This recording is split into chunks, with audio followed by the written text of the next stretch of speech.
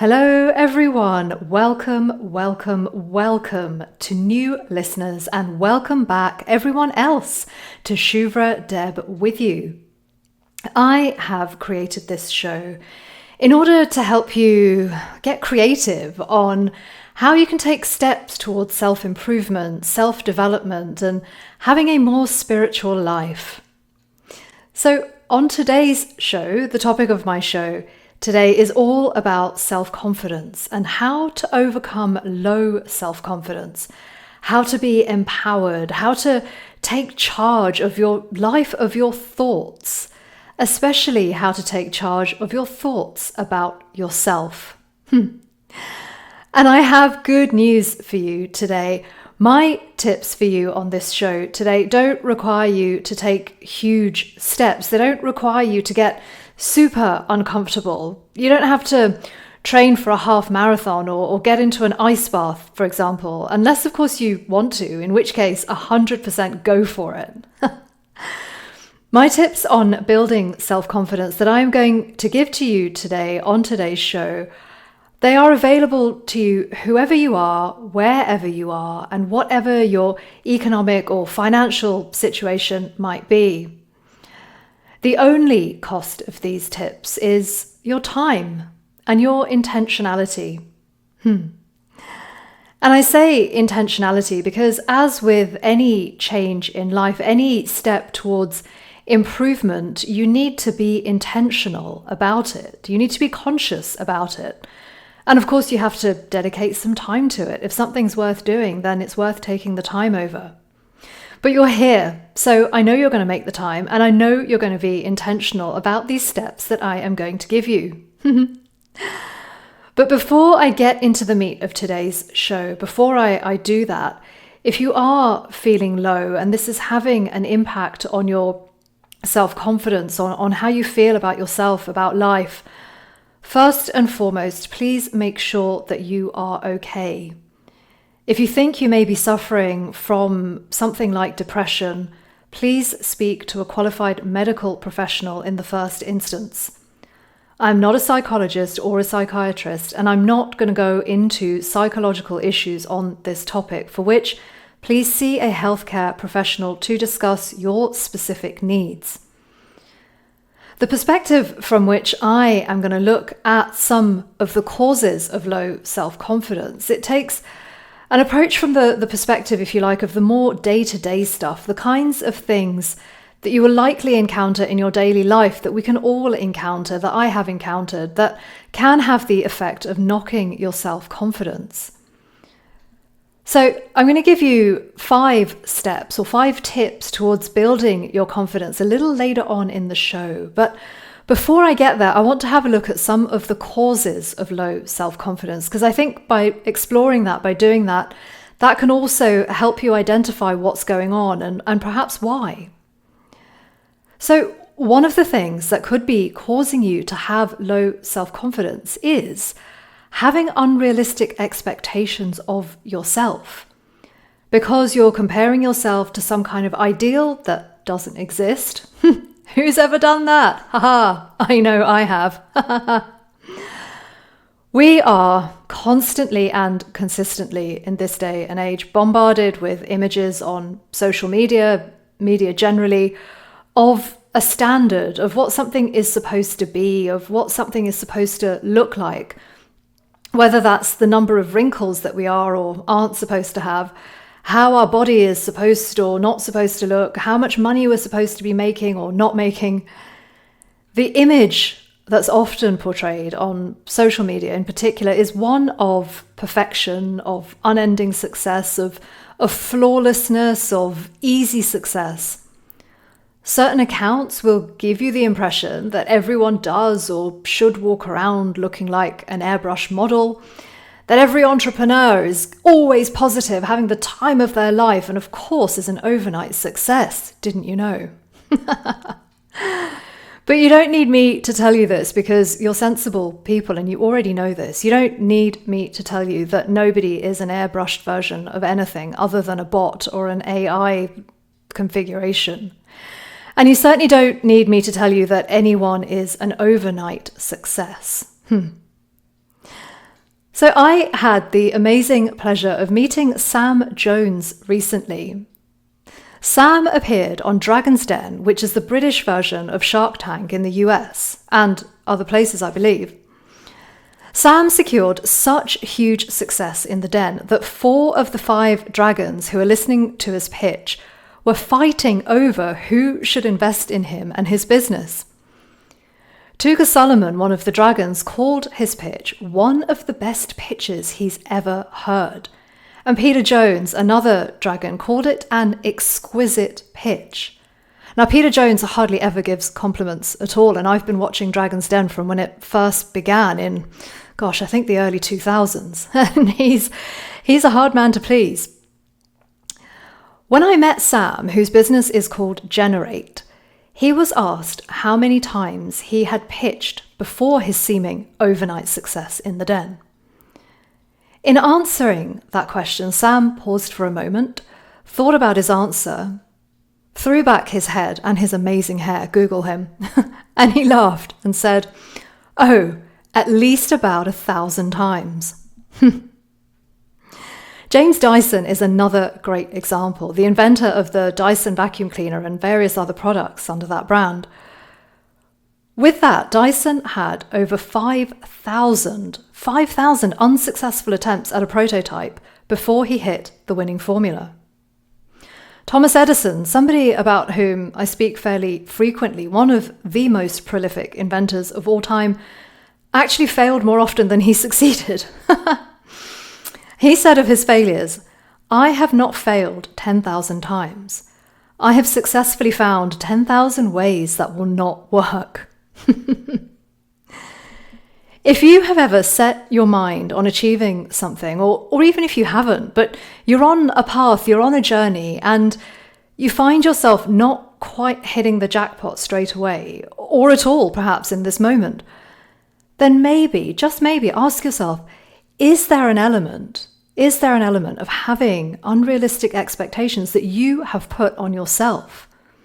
Either because society has foisted these expectations on you, or because you have the voice of somebody else in your head, parents, teachers, peers, co-workers, whoever it might be. But ultimately, you've put those expectations on yourself. And what happens with unrealistic expectations is that you end up disenchanted, you end up discouraged, and that leads to feelings of low self-confidence. If that's where you're at, then please give yourself some grace. Look at it from this perspective. Look at it from the perspective of, at least you care enough about what you're doing to be disheartened if it's not quite working out for you as you had hoped, right now anyway. Look at it from this perspective. Just because you're not where you wanted to be by now, where you are right now is teaching you something. And then ask yourself, what is it teaching me? Are you being taught patience? Are you learning a new skill? In the words of Thomas Edison, are you refining what you are doing and finding all the ways that won't work in order to get to the pinnacle of your invention, your idea, your thesis, your business, whatever it is, to find the way or the ways that will work? Is that what's actually going on? I know you don't have a crystal ball and with the benefit of hindsight and all the rest of it, but there's a possibility that that's what's going on, right? So give yourself some grace and kindness in this situation and flip your perspective to look at what the lesson might be rather than burying yourself in what's missing. And then when you find the lesson, if you feel into it enough, you will. Express gratitude for it. You haven't finished writing your book yet, even though you had set yourself a deadline that passed months ago, years ago even. In that time, what new research has come to light that you have come across that advances your book in a way that would not have been advanced if you had finished your draft on time? Be grateful for that. Or you've written your book and you can't find a publisher. Well, as you keep looking, and eventually you will find a way of getting your book published, I know you will. You will, because you won't stop until you get there. And when you find a way of publishing it, you will have found a way that aligns best with what you need in that moment. You will have found the perfect timing of publication of your book. Alanis Morissette, who many of us know and love for her groundbreaking album, Jagged Little Pill. Who doesn't love that album? Please tell me you all love that album. It's one of my favourites. She had that album rejected by several major record production companies in its initial stages. Morissette and her co-writer had written 10 songs, she says, to get her whistle wet when the rejections started coming in. At that stage, I suppose she had broadly two choices: accept the rejections and put the album down and never spread that genius to the world, or do something else. She chose the path of something else. And rather than allowing those rejections to define her next steps in some kind of negative way, she went back to the drawing board, or in her case, the writing board, and she wrote more songs. It was then that she got the call from the producer, who eventually went on to produce the album. The album charted at number 1 in 13 countries, won 4 Grammys, made Morissette the first Canadian artist to achieve double diamond sales.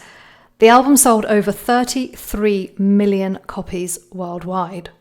And I love it. The moral of the story there is not to let rejection define what you do with your story, with your album, with your book, whatever it might be. Go back to the drawing board, the writing board, the creativity board, the production board, the brainstorming board. I hate that word, but I used it. There we are. And try again, or keep trying. Okay, so the next cause of low self-confidence that I would like to offer you is it's a bit of a chicken and an egg situation. Which one comes first? And it's this. You may have developed coping mechanisms that are not helpful to you. These are known in the technical sense as maladaptive coping mechanisms. And this is not to blame or shame you, but more to point out that when we are experiencing something really difficult, something really tough, really draining, something that we think might be the end of life as we know it, it can be very, very, very easy to eat too much, to drink too much, to succumb to excessive ruminative negative self-talk, and more on that one later. It can be so easy to fall into any other habit, which in the moment of participating in that habit superficially gives us comfort, but in the long term causes more problems than it solves. Gambling to excess, for example, you get the high from the hit, but then unless you're on a winning streak, and it is gambling, so who knows which way it's going to go, it leads to financial problems. And then these habits and unhelpful coping mechanisms, behaviours, they have a way of snowballing and spiralling out of control. One glass of wine becomes 2, becomes a whole bottle of wine. One burger becomes junk food twice a week, becomes the daily comfort of something sugary, comforting, and way too big in portion size. I've been there, and so I know. And if that's happened to you as well, give yourself the grace to recognize that that is what's happening. It's a coping mechanism behavior. It's not you, it's a behavior. And then give yourself the grace to see that you can turn that behavior pattern around. Give yourself the grace to see that you can change those coping mechanism skills, those coping mechanisms, into something more adaptive, into more helpful coping skills. So when I've gone down these paths that have been unhelpful to me, the hardest part for me has always been taking that first step. Taking the first step to cut out sugar, to cut out fatty, comforting foods, to cut out alcohol, or at the very least to cut down on these things. But I have found each and every time that I've gone down that path and then taken that first step, whilst the first few days are tough, and that's for me more because my brain is used to a different behavior pattern, so it's habit from behavior rather than anything physical. Whilst the first few days are tough, for me, once I get past the day 4 threshold, I tend to have broken the back of the bad habit. It's that quick, just 4 days. So whilst everyone naturally is going to be different, and for some of you it will take more time to settle into a new habit, for some people it might even be less time, I still invite you to give it a try, to take that first step, to do day one. A way of getting on board with the discipline required to kick an unhelpful or unhealthy habit is to get educated on the benefits of kicking the habit, right? What are those benefits? 1 week, 1 month, 3 months, 3 years in? How are you going to feel? I mean, all the information's there on the internet, right? And I know you've all got Google. So do the research. And if you're not sure of the answers, take that methodical approach. Sit down, research what the benefits are, make some notes if you think that will help. I love making notes. And solidify those benefits in your mind, because the act of writing something down, physically writing something down, of seeing it written down in your own handwriting or perhaps your own typing if you're not much of a writer, that has a psychological effect of imprinting what you're seeing into your mind as being a part of you. It's flowed from you. You may have even copied it down from something else you're reading, but it's still words that have flowed from your hand. So once you see those real benefits written down in front of you in black and white, you will be able to see what the tangible results could be of making changes and of kicking unhealthy habits and coping mechanisms. And then, how to get to day one. You've done the research. When is day one going to be? Tomorrow. Well, it could be. But the way I've done it in the past is that I have set myself a date, be that the first of the upcoming month, or be that the next Monday, whenever that rolls around next, or be that tomorrow. It might be, another way of doing it is that it might be you have a packet of biscuits in the cupboard, which you know you're going to eat, or a bottle of wine that you know you're going to drink. So maybe do that. Eat the biscuits, drink the wine, and once they're eaten, once it's drunk, don't go out and buy any more of it. Leave them on the shelf. Once they're eaten, once they're drunk, start. That is your day one to changing your eating and drinking habits and starting on something that's a bit more of a healthier course. Okay, so enough with the causes or the potential causes of low self-confidence. Moving on now to my tips and strategies on how to increase your confidence. And I have 5 of those today. Rather than my usual 3, I've got 5. So my first tip on how you can overcome low self-confidence is to embrace failure. Yep, embrace failure. Welcome it even. By having failed at something, you will have learned how not to do it. Remember Thomas Edison. And you will likely have learned other things along the way. If you fail at something, try again. Because if you fail and you don't try again, then failure is where you will have got. Give yourself a chance to succeed. And don't stop at a second chance, don't stop at a third chance, even a 10th chance. Keep going, 10,000 times if you like. Remember Thomas Edison. Yeah, so the light bulb, that's another one. Took him over 2,500 attempts. And I say this as I look towards my ring light that's behind the laptop, which is connected to the camera and the microphone and everything else that I'm working on. And it just surrounded by lights, actually. I've got 3 all around me right now. And had Edison not carried on and tried 10,000 times or 2,500 times it was the filament of the light bulb, I think, that took him the 2,500 times or so.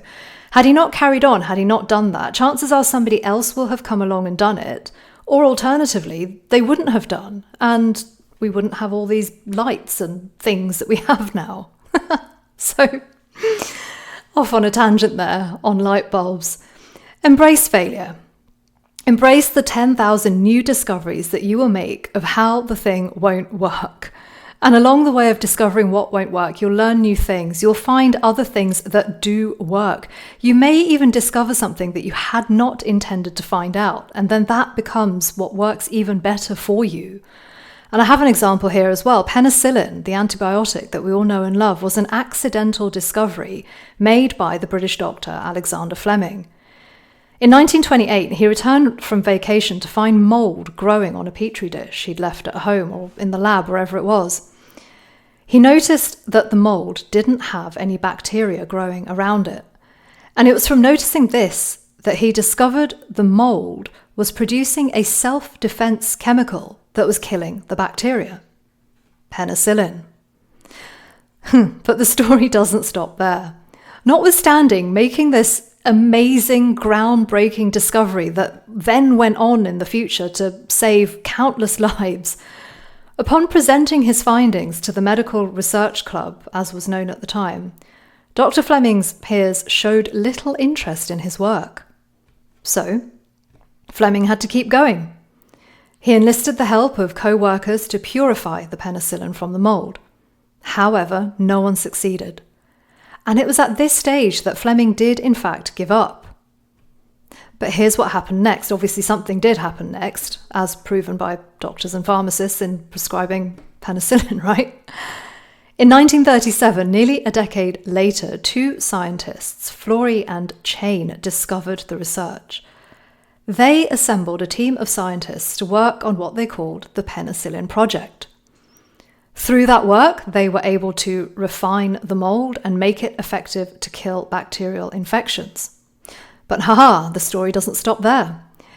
It wasn't until another 4 years after that, in 1941, that these two men were able to scale up the production of penicillin, having taken production to the US. And the rest, actually, is history. The story does kind of stop there, and we know what happens next. But the takeaway from these stories, I think, is to knock on the door of the opportunities that failure offers and presents. You never know what great things might be waiting on the other side, even if they take time to show up. But don't try, don't knock on those doors, and all you'll have is failure. Okay, so my second tip on dealing with low self-confidence is to get out of your comfort zone. This may on some levels sound counterintuitive, but by taking on tasks or doing things that you've not done before, you'll surprise yourself at things that you are capable of doing that you didn't know you could do. And in turn, that's going to boost your self-confidence. So getting out of your comfort zone here doesn't necessarily have to mean taking on difficult tasks. It doesn't have to mean bungee jumping off the highest bridge in the world or skydiving out of a plane. I mean, it can be that. They're quite fun. I mean, I've never bungee jumped and I'm not sure I will, but the whole skydiving thing is super fun. But smaller steps also do the trick.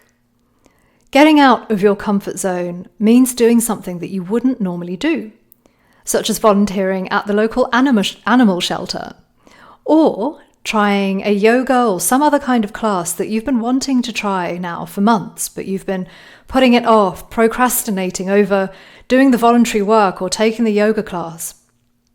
What if the animals don't like me? Everyone will know that animals don't like me. They will like you. Animals love love. And you being there to help them, look after them, is an act of love. Alternatively, what if I fall in love with all of the animals and end up bringing them all home? I highly suspect that you won't do that. And that's because just before you are about to do that, you'll think about whether you have the capacity, the space, the means to look after them the best they deserve to be looked after.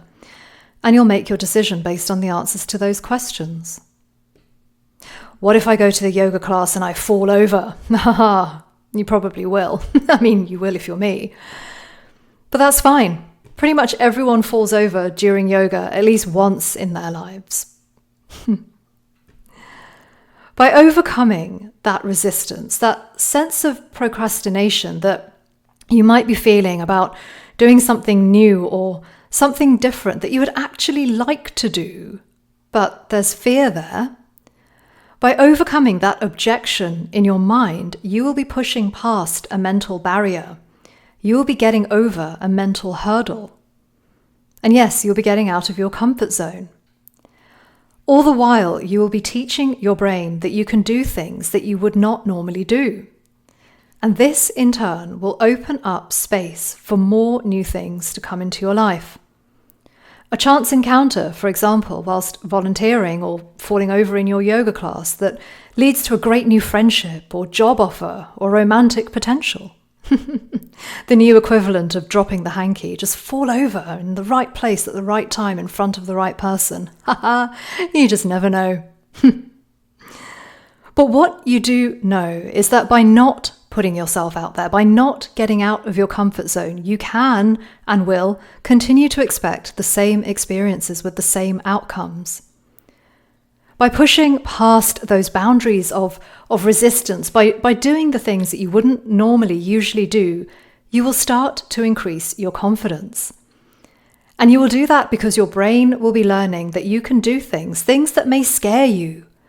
That then opens up space for your brain to be more willing to do yet more hard, scary things. Van Gogh said, if you hear a voice within you say you cannot paint, then by all means paint, and that voice will be silenced. Going back to Sam Jones, about whom I spoke earlier, when he was making his pitch to the dragons on Dragon's Den, the British equivalent of Shark Tank, he was invited to the studio where the show is filmed, and immediately upon arriving was ushered into a small room in which he had to wait before it was his turn to make his pitch. That wait, he says, turned into a 10-hour-long wait. There were no refreshments available, just him in this small room. So he ordered some food on DoorDash. And the whole time, not in fact knowing whether he would even get to make his pitch before the dragons. I'm pretty sure that many people in that situation, 10 hours of waiting in a small room, not knowing what's going to happen next, would probably have got up and left because they were hungry, or because they were tired, or fed up, or hot, or cold, or thirsty, or somehow else uncomfortable. Or because they felt that they could be doing something better with their time. But no, not Sam Jones. He sat, he got out of his comfort zone, and he allowed the discomfort to happen. And he waited, and he waited, and he waited for 10 hours straight in order to make his pitch, and had an outcome probably even better than he could have hoped for himself. So yeah, get out of your comfort zone. You never know where it will take you. My third tip for dealing with low self-confidence is around setting goals, and that is to set achievable goals. By this, I don't mean set goals that limit you. No, quite the opposite. I'm not saying to set goals that don't get you out of your comfort zone either. On the contrary, the sky is the limit with goals that you would like to set for yourself. And I'm going to talk to you about this in an upcoming episode because of something that actually happened to me today that's super exciting. But I'm going to think about that episode a bit more and make it relevant for you guys before I just start speaking. Going back to goal setting, the way you set an achievable goal is you break it down. So you have the longer term goal, and you break that longer term goal down into smaller stages and steps that you can take in achievable time increments on your way to reaching that big milestone. So that helps with managing overwhelm, it helps with managing stress, it helps you see where you are along the way on your goal, you can track it. For example, if you sign up to study for a master's degree or some other form of study program, you're not going to go and try to do 3 years of work in one evening, 1 week, or 1 month. I mean, you might try, but you will be highly overwhelmed. And that will have an effect on your confidence, and not a good one. Instead, with the study program, you'll have a structured plan requiring you to study and to work for a few hours per day, per week, per month, whatever the structure is. It's the same idea with self-imposed goals where there isn't someone else setting the structure for you. Setting your own structure around a bigger goal is what makes that goal achievable. And by making the goal achievable in manifest and observable ways, the incremental tracking as you're getting towards the bigger goal, you are gradually going to increase your confidence as you head towards that goal, because you will have found a way to achieve that goal by breaking it down and taking the overwhelm out of it. And again, I love writing things down. I mean, anyone who's seen my house or any of my offices will see that there's just piles and piles and stacks of paper and books everywhere, because I just love writing things down. It really helps. So do that if it helps you. My fourth and next tip on overcoming low self-confidence is one of my favorites and one I speak about often. And that is to manage your negative self-talk. No one here is getting confident about anything if you speak to yourself in a way that is unkind. One of the most effective ways I find for managing negative self-talk is to talk to myself in the way that I would talk to a friend. So, assume your friend comes to you and says that they have been saying all these mean and nasty things about themselves, about how they'll fail at this or they're bad at that.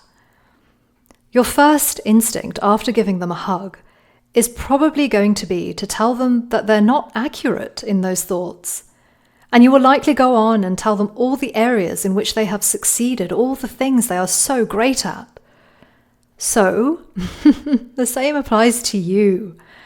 When you start ruminating about yourself, about how bad you are at something, flip that around and talk to yourself as you would talk to your friend.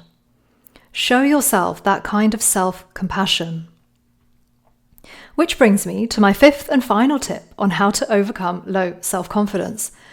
And that is to show yourself some self-compassion. Following on from managing negative self-talk, a great way in which to practice self-compassion is to become more self-aware around what you are saying to yourself and to introduce rationality around what you are saying to yourself. So let me give you an example. Someone says something unkind and it's directed at you. This person is basically, they're having a dig at you about something. Either a character trait of yours or a life choice you've made. This actually happened to me the other day, and so this is very fresh for me as an example. In this context, the dig was about my life choice to do something other than legal practice. So I'm in a group of people having a conversation, and suddenly this dig comes. I said something clever in response, naturally. At least that's my memory of it. But then, when I got home, I started to get into my head about the whole thing. Was this person right? Had I failed? Was I screwing up? Had I screwed up my entire life? I mean, they hadn't quite said I was screwing up or that I'd screwed up my entire life, but that's where my mind went. My rumination and my negative self-talk, because hey, I have it too. And it escalated, as these things often do. Now, bear in mind that I'm someone here who has pretty much almost all the tools on how to live a positive and healthy life. I know all this stuff about how to manage negative self-talk, about how to have healthy thoughts and feelings, about how to be positive, open-hearted, open-minded, and how to put these things into practice. And yet, notwithstanding all this knowledge and the ability to put these things into practice, here I was, on the back of something that someone had said. Goodness knows for what reason this person had said it. I'm sure they don't even remember or know themselves. On the back of somebody else's opinion of me. Someone I hardly know. Notwithstanding all of that, I started to have all this negative, ruminative self-talk. And it wasn't just, from the moment of it happening, the short drive home and then getting into my house and for a few more minutes after that. Oh, no. This went on for some time. It went on for a few hours.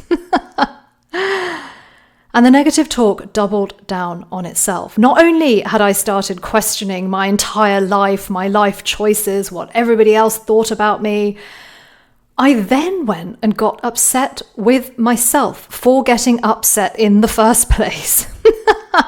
And I laugh at this now, but at the time, no, I was down that deep, dark path, down that rabbit hole, I can assure you. But then it was in that exact moment of getting upset with myself for getting upset in the first place, that my self-awareness kicked in. I suddenly felt a wave of self-compassion.